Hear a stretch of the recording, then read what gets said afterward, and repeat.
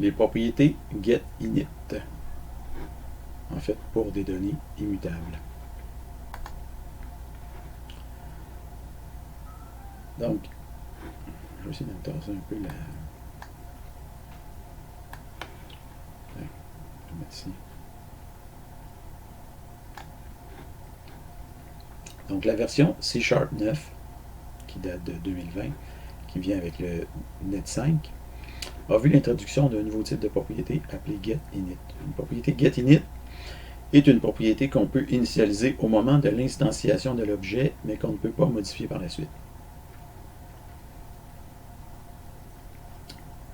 Donc, par exemple, ici, on voit, on a une variable, c'est-à-dire on a une personne avec un prénom, un nom.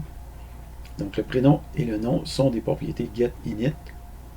Ici, on crée un nouveau génie, donc une nouvelle personne qui s'appelle Marie Curie. Et si on essaie de modifier, une fois qu'on a créé la nouvelle personne, si on essaie de modifier son prénom par la suite, on ne peut pas faire ça. Pourquoi? Parce que c'est une propriété qu'on peut initialiser, mais qu'on ne peut pas modifier par la suite. Okay? Donc, d'une certaine façon, c'est assez logique comme contrainte qu'un prénom et un nom, une fois qu'on les a, disons, établis, on ne peut pas les modifier. C'est assez rare qu'on change de nom, en fait.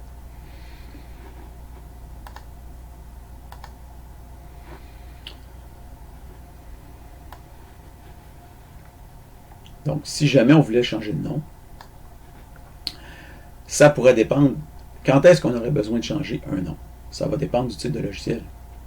Donc, dans un jeu, si vous faites un jeu, vous n'avez pas besoin que quelqu'un puisse changer son nom. Donc, une fois que le nom est fait, le nom est là, ça finit là. Dans une base de données, par contre, comme au cégep, c'est très important. Donc, on pourrait devoir changer de nom pour deux raisons.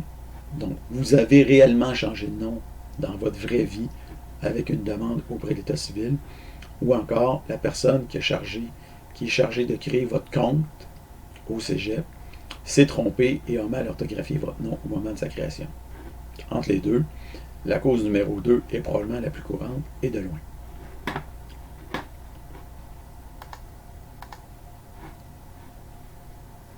Et même si on veut ou on peut modifier votre nom dans le logiciel du cégep, c'est quand même un événement assez rare. Dans ces circonstances, on pourrait quand même modéliser une personne ou un étudiant avec un nom immutable, donc getInit, quitte à recréer une nouvelle personne dans le logiciel avec le même numéro de DA si jamais votre nom venait à changer. Donc, la personne dans la base de données reste la même parce que son numéro de DA est préservé. Donc, ce n'est pas parce qu'une personne reste la même dans la base de données qu'à l'intérieur dans le logiciel, on ne peut pas, des fois, recréer une nouvelle personne qui représente la même personne dans la base de données. Mais bon, c'est des détails, là, mais c'est juste que c'est important d'en parler. Donc, ce n'est pas parce qu'une propriété est immutable dans un objet que ça veut dire que la propriété est immutable dans la réalité. Mais en général, on essaie de faire fitter les deux.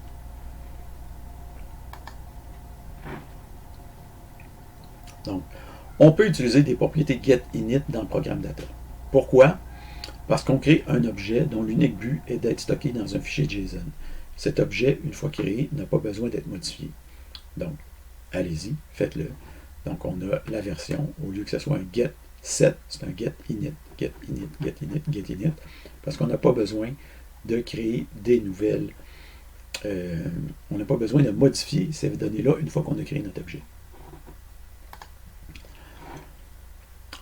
Et on peut aussi les utiliser dans la classe instance. Donc, chaque instance est créée une bonne fois pour toutes au moment de créer le singleton et aucune instance ne devrait être remplacée par la suite.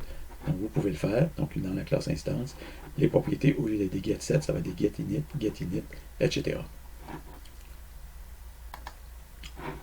Donc, on veut vérifier que notre programme fonctionne toujours bien. Modifier le fichier JSON comme ceci. 1, 1, 1, 2, 2, 2, 3, 3, 3, 4, 4, 4, 5, 5, 5, 6, 6, 6, 7, 7, 7, 8, 8, 8. Une fois que vous avez fait ça, pouf, vous démarrez le logiciel. Et qu'est-ce que vous devriez avoir? Vous devriez avoir que la tirelire 1, 2, 3, 3B, 4, etc. Vous avez 1, 1, 2, 2, 2, 3, 3, 3, 4, 4, 4, ta, ta, ta, ta, ta, ta. Faites la saisie pour montrer que ça fonctionne. Donc, pourquoi getInit est mieux que getSet? Donc, dans un programme informatique, dans le code, on tente toujours de prévenir d'éventuels bugs. Il y a des bugs potentiels à chaque ligne de code que vous écrivez et même à chaque mot ou lettre que vous tapez. Les bugs sont partout, ils vous guettent continuellement. Un de ces potentiels bugs, c'est de modifier par inadvertance une donnée qui ne devrait pas être modifiée. En marquant une propriété comme étant getInit, vous indiquez clairement dans le programme que ces données, que cette donnée ou que ces données doivent être initialisées, mais qu'elles ne devraient pas être modifiées par la suite. Vous prévenez alors d'éventuels bugs. Et si vous n'avez pas C# 9, alors vous devez utiliser des propriétés getSet ou une propriété getOnly, on n'a pas encore vu ça, et vous devez faire plus attention. Hein, c'est comme ça. Donc, dans ce qui est de la protection des données, on met maintenant un nouveau type de propriété qu'on peut ajouter dans notre arsenal. Donc, on a les champs privés, on a les champs publics. Donc, privé, c'est ce qu'il y a de mieux, mais c'est seulement quand la donnée n'a pas besoin d'être connue à l'extérieur de la classe. Public, on ne devrait pas l'utiliser, sauf pour les constantes ou les quasi-constantes. Entre les deux, on a les propriétés. Donc, les propriétés getInit, la donnée doit être initialisée, mais reste immutable ensuite pour la durée de vie de l'objet. C'est ce qu'il y a de mieux à faire quand vous vous retrouvez dans cette circonstance-là. Sinon, vous prenez une propriété getPrivateSet, sinon une propriété getProtectedSet, sinon une propriété getSet. OK? C'est pas compliqué. Prenez celle-là en premier, si ça marche. Sinon celle-là, sinon celle-là, sinon celle-là, sinon celle-là. Celle-là, c'est juste pour les constantes et quasi-constantes. Donc, afficher ADA, c'est-à-dire ajouter le fichier de test fourni, celui-là. Ajouter une référence vers le projet TP Console. Modifier pour vos initiales et tester. Pouf, pouf. Donc, en résumé, une propriété getInit est une propriété qu'on peut initialiser, mais qu'on ne peut pas modifier par la suite. Ce cas de figure est étrangement courant dans les programmes informatiques, donc il est intéressant de pouvoir l'indiquer dans le programme et de pouvoir compter sur le langage et le compilateur pour détecter d'éventuels bugs de notre part à ce titre. On a utilisé les propriétés getInit dans les classes programme data et instance. Je vais maintenant faire un commit and push.